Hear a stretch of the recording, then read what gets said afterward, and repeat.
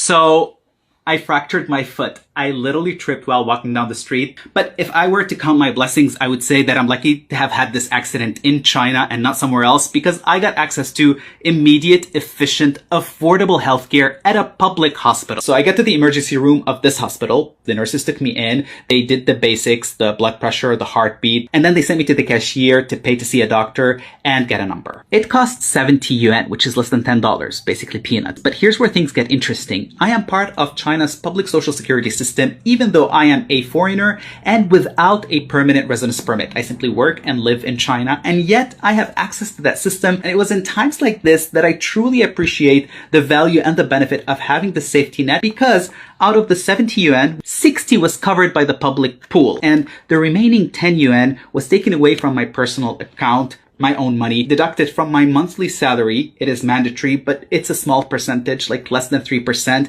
And that normally gets set aside for situations like this. I get to the doctor, super nice guy, very accommodating. He says that I need a CT scan, which cost $28. I go get it done. Results were instant. Go back to the doctor, looks at the photos.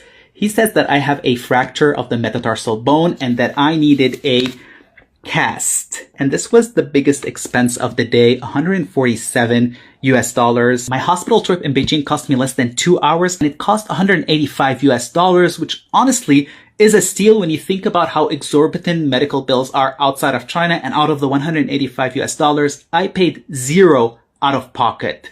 Nothing.